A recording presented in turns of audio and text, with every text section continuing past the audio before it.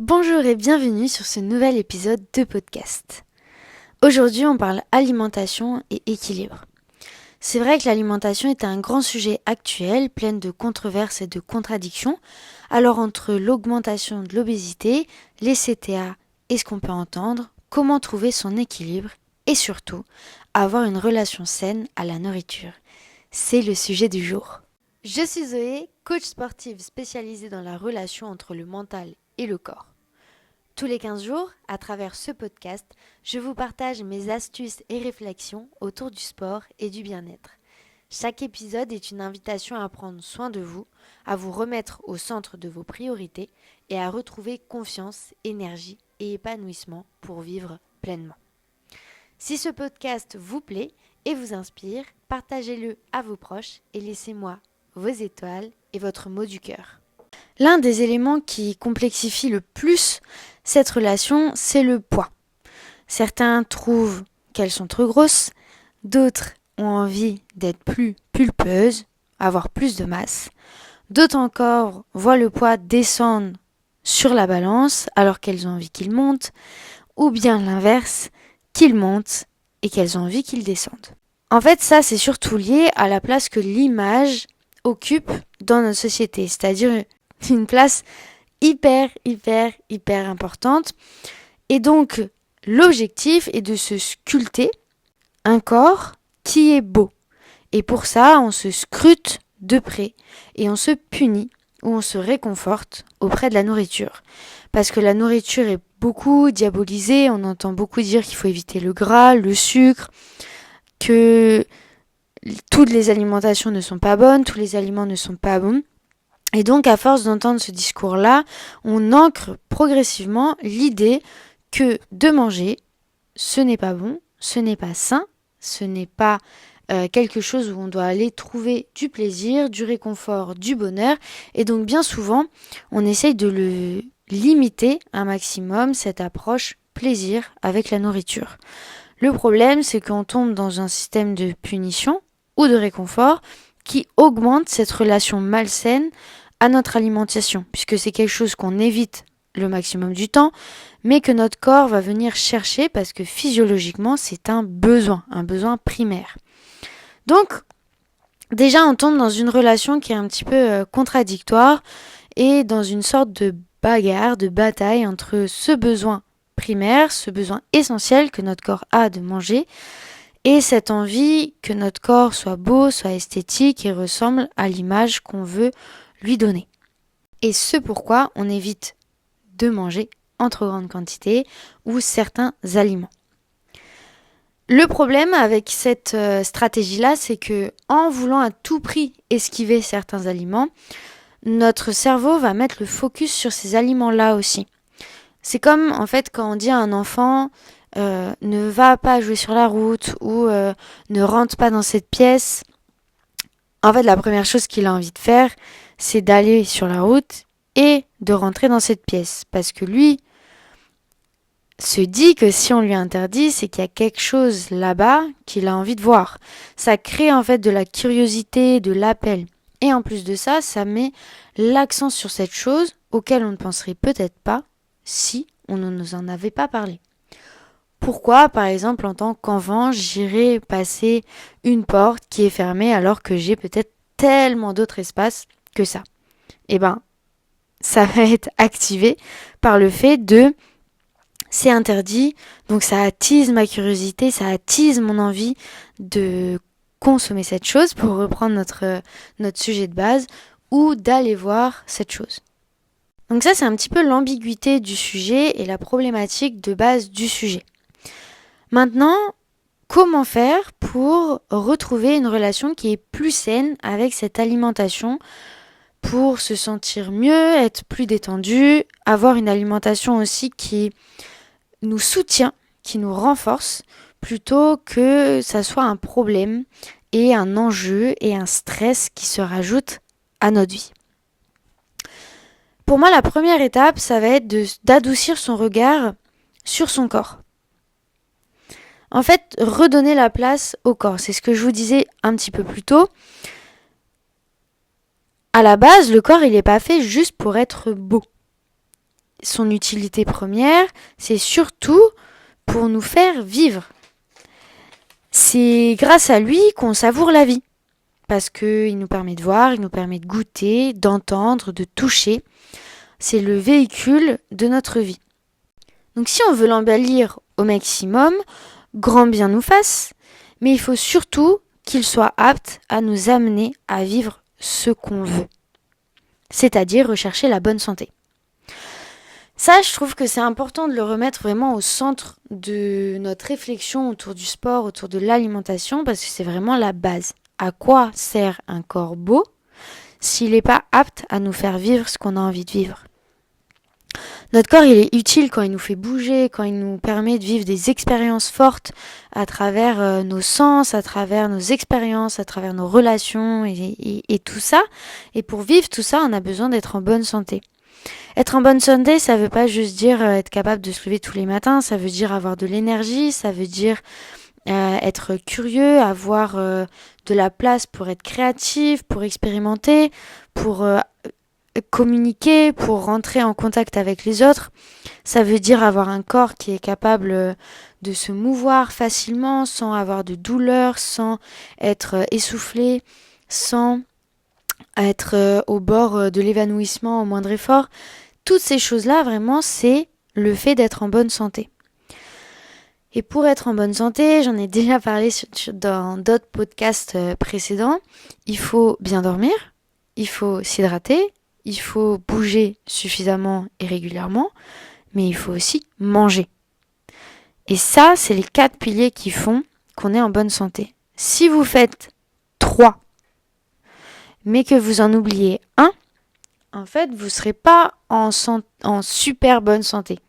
Il y aura toujours quelque chose, peut-être de la fatigue, manque d'énergie, manque de patience. Il y a plein de choses qui peuvent être signal d'un manque d'énergie, d'une baisse en termes de santé. Et je le redis, l'un des piliers de cette bonne santé-là, c'est la nourriture, c'est l'alimentation.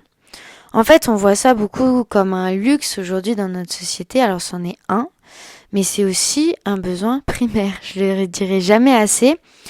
Et par ce luxe-là, on est en train de diaboliser la nourriture, parce qu'en fait, le problème, c'est pas ce qu'on mange, ou en tout cas pas complètement, mais c'est aussi dans les quantités dans lesquelles on mange et la facilité qu'on a à consommer des aliments transformés.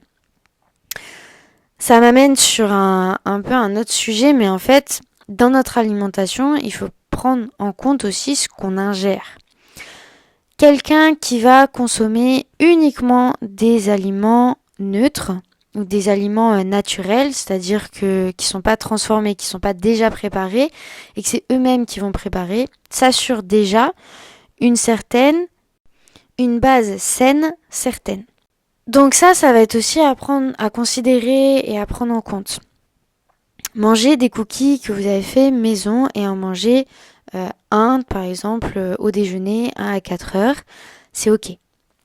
Manger les 10 cookies que vous avez fait à 4 heures en une fois, c'est moins ok. Mais manger 10 cookies que vous avez achetés en supermarché, c'est encore moins ok. Et ça va encore avoir une répercussion bien au-delà sur votre alimentation, sur votre poids, sur votre santé. Parce que dans les cookies industriels, vous connaissez pas la valeur des aliments utilisés, vous connaissez pas non plus leur qualité, vous ne choisissez pas non plus s'il va y avoir des produits dérivés ou des produits potentiellement chimiques pour faciliter la texture, améliorer le goût, etc. Et tout ça, forcément, ça va venir impacter et surcharger votre métabolisme, votre santé et donc votre poids. Donc voilà, ça c'était vraiment sur la première étape, c'est-à-dire redonner le rôle à son corps. Je me suis un petit peu étalée, mais je trouvais ça important de rajouter aussi ces petites précisions-là. C'est important de voir son corps comme vraiment le véhicule de notre vie pour vivre des expériences et faire en sorte qu'il soit en bonne santé. Et pour être en bonne santé, ça veut dire dormir, s'hydrater, manger et bouger. Et dans le manger, ça veut aussi dire manger de manière saine et qualitative. Donc plutôt privilégier des repas maison. La deuxième étape pour moi, c'est de comprendre ses besoins. Ça veut dire limiter les restrictions, limiter de voir les repas comme quelque chose à éviter, à fuir par tout prix, et limiter aussi l'idée que moins je mange, mieux c'est. Plus je saute de repas, mieux c'est. C'est pas vrai. Et si c'est quelque chose en quoi tu crois, je t'invite à aller voir, à écouter plutôt mon podcast sur les relances métaboliques et sur ma compétition de bodybuilding. C'est 2 podcasts dans lesquels je détruis complètement cette croyance-là par mes expériences, ce que je sais aussi sur ce domaine-là. Donc je t'invite vraiment à aller les écouter. Je ne vais pas m'attarder plus là-dessus. Sur ce podcast-là, ça va rallonger beaucoup trop. Et surtout, arrête de faire la guerre au gras et au sucre. J'entends je ne sais pas combien de personnes dans mon travail me dire qu'ils ont complètement arrêté les glucides, qu'ils veulent surtout pas manger de gras. Et ça, je vous en supplie, arrêtez. On a besoin de glucides, on a besoin de matières grasses. Ça, c'est un discours qui est très relégué en fait par la télé, les réseaux sociaux, avec cette vague de santé et de bien-être. Mais en fait, tout le monde donne un peu son avis et surtout, avec la mode aussi de l'information rapide, on essaye d'être clash. Sauf que dans le clash, on oublie de nuancer. Et ça, c'est quelque chose de très important, surtout en alimentation. Parce qu'en réalité, si on écoute tous les régimes qui existent, on mangerait plus rien sur la planète Terre. Et le souci, c'est qu'il faut nuancer déjà sur ce sujet de sucre et de gras. Le sucre, on en a besoin, c'est l'énergie principale qu'utilise notre corps pour être en forme tous les jours. Mais il faut dissocier les sucres lents des sucres rapides, des sucres transformés et des sucres naturels. Les sucres lents, les glucides de base, ça va être les pâtes, le riz, les pommes de terre, tout ce qui est un peu céréalier. Ça, on en a besoin, vraiment, c'est ce que le corps utilise en priorité. Et après, il y a les sucres rapides, ce qu'on trouve dans les légumes, dans les fruits, qui vont nous donner un peu des boosts d'énergie. Et le sucre rapide, c'est aussi tout ce qui est utilisé dans les desserts, dans les gâteaux, dans les crèmes, etc. Ce qui n'est pas forcément nocif, on en a besoin aussi, mais par contre, il faut doser. Encore, je reprends l'exemple des cookies.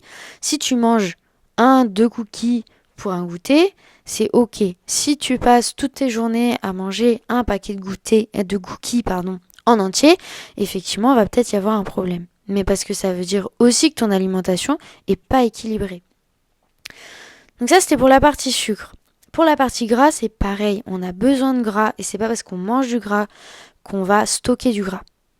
En fait, c'est vraiment 2 choses qui sont différentes. Ce qu'il faut imaginer, c'est que dans une assiette, pour que tout soit bien utilisé, tout soit bien assimilé par le corps, on a besoin des 3 macronutriments. Protéines, lipides, glucides. Parce que les 3, en fait, ils fonctionnent ensemble. Et si nous en manque un, forcément, au niveau de l'assimilation, ça va pas forcément se passer de manière optimale.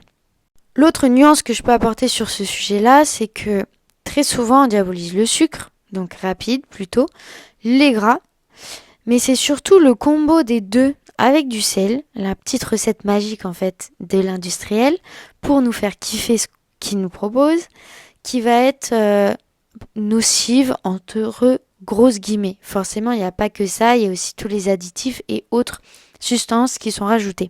Ce qui est surtout risqué avec ce mélange, sel, gras et sucre, c'est que c'est vraiment ce mélange-là à une dose particulière qui va favoriser ce côté addictif et j'ai envie d'y retourner. C'est la première nuance que je voulais apporter. La deuxième nuance, c'est par rapport à tous ces régimes qu'on entend. Parce qu'un coup, on va nous dire d'éviter surtout le sucre, se concentrer que sur les matières grasses et les protéines. De l'autre côté, on va nous dire qu'en fait, les légumes verts, c'est à éviter parce que ça peut créer des problèmes de digestion, il y a trop de fibres. De l'autre côté, on va nous dire d'éviter la protéine, puis l'inverse, d'augmenter la protéine. Les pro-intolérances vont nous dire de pas consommer de lactose. Les pro-intolérances gluten vont nous dire de pas manger de pâtes et de pain et de gluten. Donc en fait, il faut vraiment prendre des pincettes par rapport à tout ça. La meilleure chose que je peux vous conseiller, c'est de tester. Il y a une liste d'aliments pour ça qui s'appelle la liste des FODMAP, qui vous donne une liste de tous les aliments pouvant être mal digérés ou mal assimilés.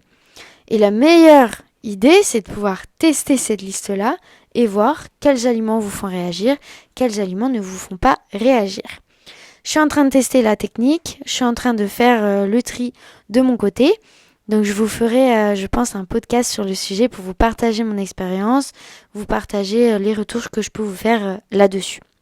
Mais testez et arrêtez de voir les choses en noir ou en blanc, diaboliser ou embellir différents côtés de la sphère, parce que tout est à considérer, tout est à prendre en compte.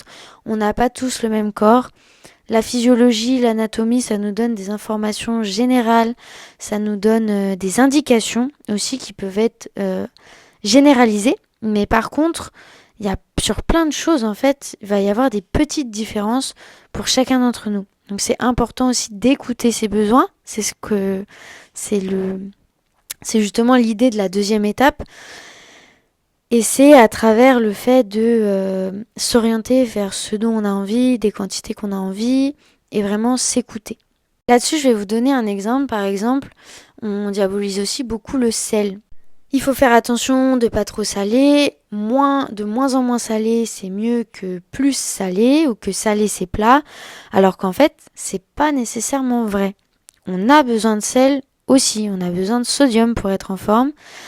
Et malheureusement, on peut être aussi en carence de ça. Par exemple, moi, ça m'arrive, en fonction de mon cycle menstruel, du coup, d'avoir des envies qui fluctuent. Et comme je connais bien mon cycle, maintenant, je sais où j'en suis par rapport à ce que j'ai envie de manger. Et dans une certaine phase de mon cycle, j'ai besoin de manger beaucoup plus salé. Dans d'autres phases, je vais quasiment pas saler, où je vais avoir plus envie de gras et de sucre. Et d'autres fois de manger hyper léger. Donc écouter ces cycles-là et prendre conscience de ces besoins-là, c'est hyper intéressant parce que ça va faire que votre poids, votre nourriture va automatiquement se régulariser. On n'a pas naturellement envie tout le temps de manger gras et calorique. Comprendre ses besoins, c'est aussi savoir se faire plaisir au quotidien sans se punir dès qu'on a mangé. Dès plutôt qu'on n'a pas mangé diète. Ça veut dire quoi ?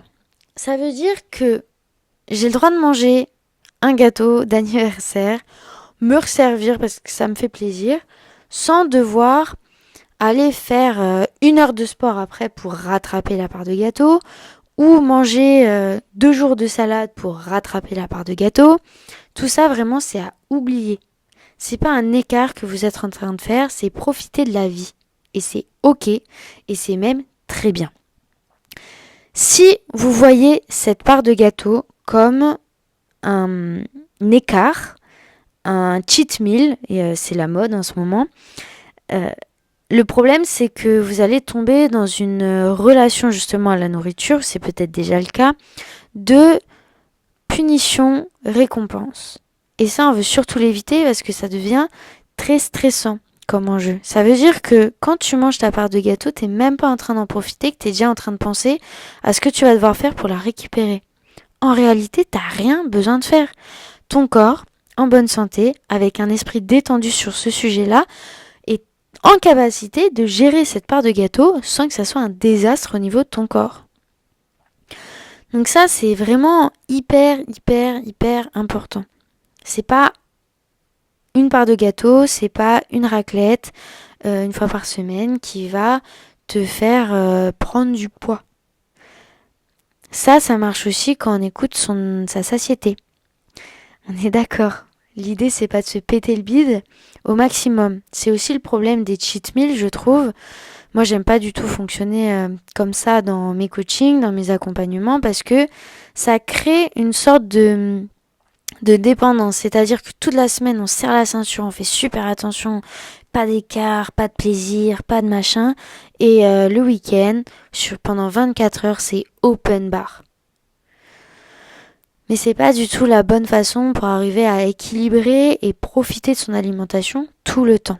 Moi, ce que je préconise, c'est que, ok, on fait gaffe, ok, on calcule un peu ce qu'on fait, on fait attention à ce que nos assiettes soient pleines de glucides, protéines, un peu de lipides, dans des quantités qui sont cohérentes, mais on a le droit de se faire plaisir un peu tous les jours. Un yaourt à la vanille, une part de gâteau, du fromage, un peu de crème fraîche, etc. On doit profiter aussi de nos repas. Et tout le temps, on profite un petit peu, carré de chocolat, machin, mais du coup, on n'a jamais une explosion de besoin de j'ai besoin de ma dose là, de sucre, de gras, de machin, ça fait 5 jours que j'en consomme plus, j'en ai besoin. Ça renforce cette dépendance-là. Dans cette thématique-là, comprendre ses besoins, il y a aussi comprendre qu'aucun aliment n'est mauvais. Ça, j'en ai déjà parlé, donc je ne vais pas m'attarder davantage sur le sujet. Mais le gras n'est pas moins bon que les protéines, qui ne sont pas moins bonnes que les glucides, et vice-versa. Tout est bon, on a besoin de tout. C'est pour ça qu'on trouve de tout dans les aliments qu'on consomme, dans des quantités qui sont cohérentes aussi. Si les lipides c'était pas aussi important, ça vaudrait pas autant de calories non plus. Hein, on en a vraiment, vraiment, vraiment besoin. Dans ces besoins toujours, il y a aussi le fait d'identifier ce qui au fil du temps a créé cette relation à la nourriture. C'est vraiment comprendre qu'est-ce qui a amené cette situation, cette relation qui est compliquée, qui a beaucoup d'enjeux avec la nourriture.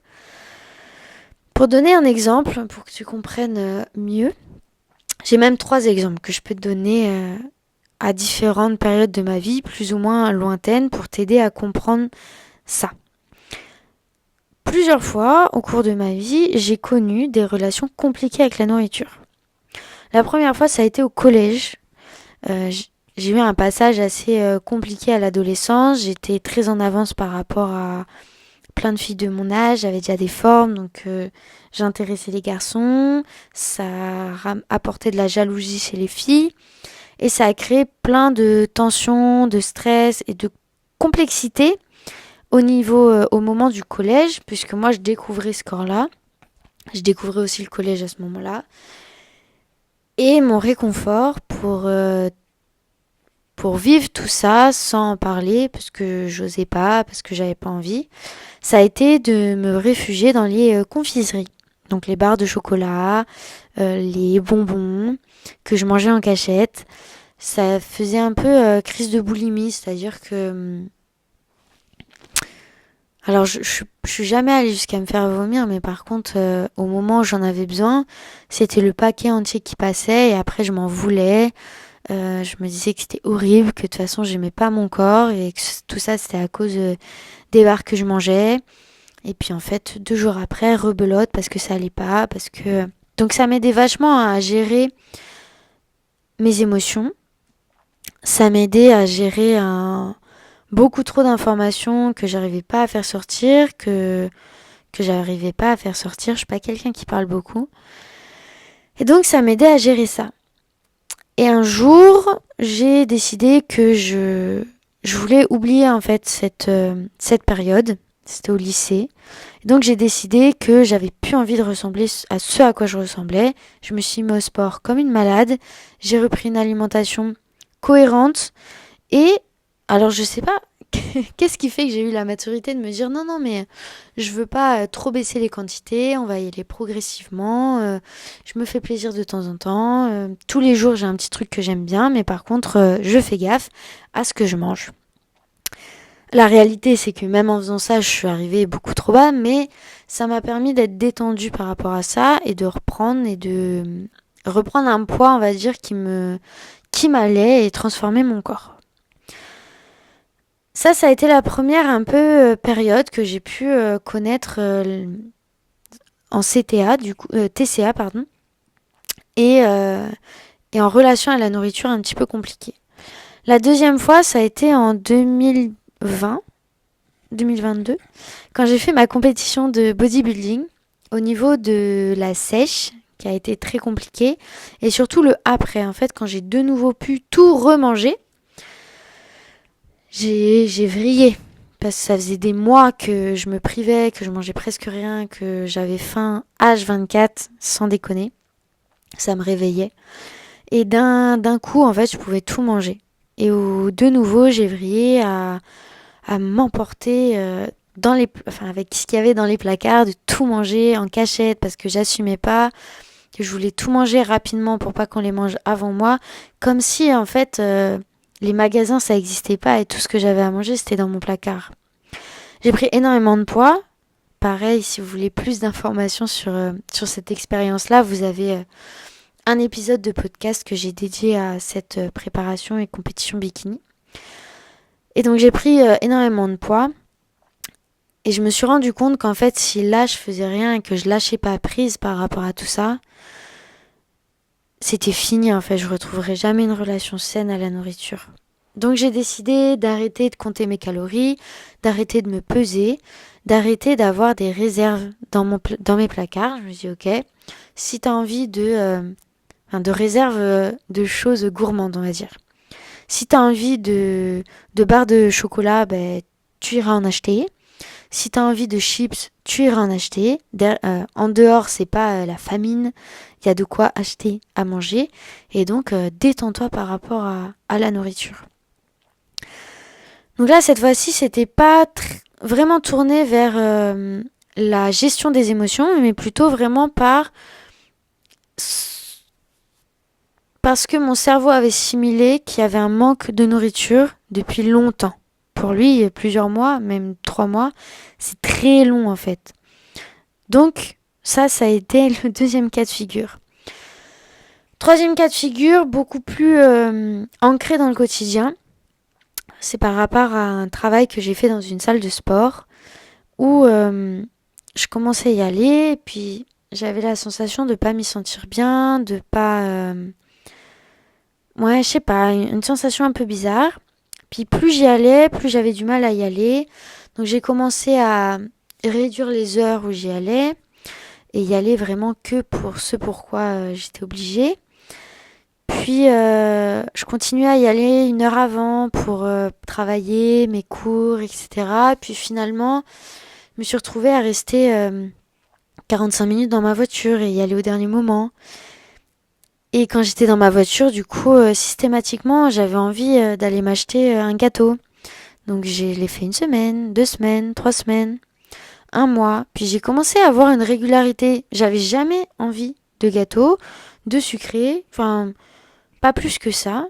Et dès que j'arrivais devant cette salle, impossible d'y rentrer. Et j'allais systématiquement chercher ce gâteau. Et je me suis dit, ok, c'est pas possible, on arrête les frais. Et on arrête d'aller travailler là-bas. Et ça, c'est quelque chose qu'on peut un peu plus, je pense, qu'en tout cas tout le monde peut un peu plus rencontrer, c'est-à-dire que comprendre quelle situation répétée amène la même situation. Et là, dans ce cas-là, par rapport à notre relation à la nourriture. C'était vraiment devenu...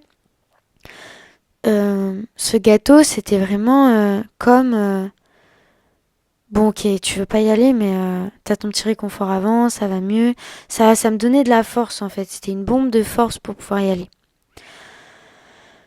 Donc, identifier ce qui, au fur et à mesure, a créé cette relation de nécessité, de besoin à une alimentation réconfort, ou au contraire, à ce côté faut surtout pas que je mange, c'est surtout à bannir, ça va pas, ça c'est pas bien. Ça peut être une croyance par rapport à des choses que vous avez entendues, qu'on vous a dit, ou ça peut être un réflexe intérieur. Ensuite, il va falloir trouver l'équilibre entre une alimentation saine et une alimentation plaisir. Par exemple, on va prendre 2 opposés pour que ça soit plus clair. Si mon alimentation saine, c'est tomber dans le cliché quinoa, poulet, brocoli, Et que l'alimentation plaisir, pour le coup, c'est pour un repas des chips, des feuilletés au fromage préparés et des gâteaux, et ben l'entre-deux, ça va peut-être être de faire un bon plat bolognaise avec de la sauce tomate, de la viande hachée, des pâtes, des champignons, un petit peu de crème fraîche et un yaourt à la vanille en dessert. Ou une boule de glace à la vanille en dessert. Et là, on a notre entre-deux, c'est-à-dire qu'on mange équilibré, on a notre protéine, on a nos glucides, on a du plaisir et on a un peu de matière grasse. On peut même rajouter en entrée une petite carotte, une petite salade et c'est top. Il va aussi falloir prendre le temps de manger. On le sait, la satiété arrive plus vite quand on est concentré sur notre alimentation, qu'on mâche correctement et que vraiment on prend le temps de manger. Donc ça va être aussi important pour retrouver une relation saine à la nourriture. Il faut vraiment se dire que manger, c'est un temps à part entière. Et prendre le temps de manger, se faire plaisir en mangeant, c'est aussi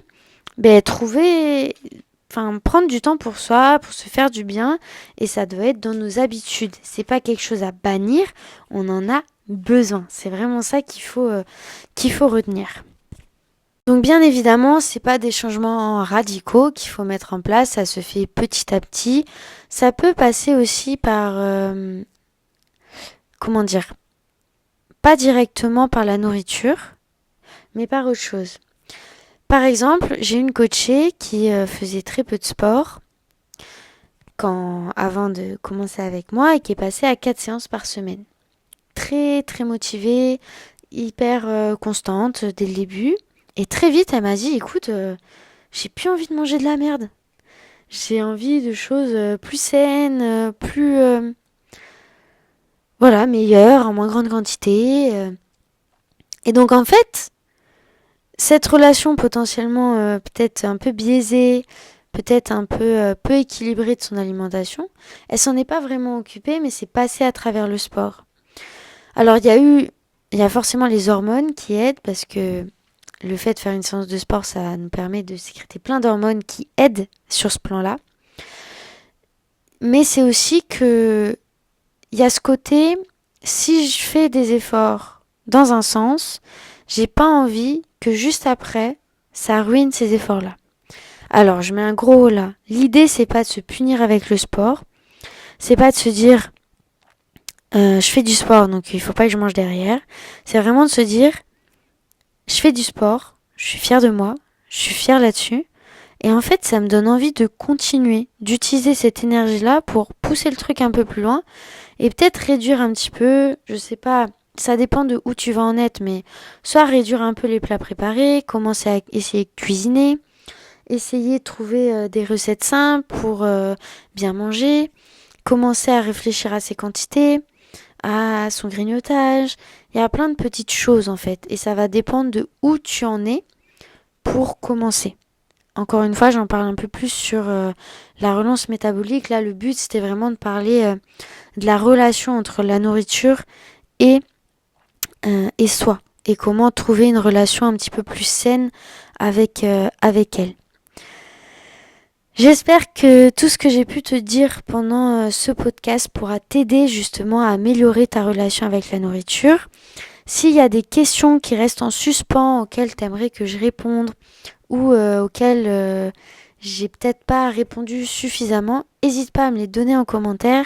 Comme ça, je pourrais faire d'autres petits contenus sur le sujet et encore plus approfondis pour vraiment te donner les clés dont tu as besoin. Tu peux aussi me retrouver sur Instagram où je partage d'autres astuces et où tu peux m'envoyer directement un message pour qu'on discute de où tu en es. L'alimentation, c'est vraiment quelque chose d'hyper complexe, d'hyper sensible. C'est jamais pareil pour personne. Tout est différent, notre microbiote est différent, notre relation à elle est différente et il faut trouver des astuces, des moyens de gérer tout ça. C'est pas toujours simple et c'est pour ça que j'aime mon métier, c'est que c'est un challenge perpétuel de pouvoir aider chaque personne, chaque profil à aller au-delà de ces problèmes-là et retrouver une forme physique, une forme mentale, une santé générale en fait pour pouvoir kiffer la vie complètement. Sur ce, je te laisse, je te souhaite une belle journée, une belle soirée, je sais pas quand t'écoutes ce podcast-là. Je te dis à dans 15 jours pour le prochain épisode et j'attends tes commentaires. À bientôt!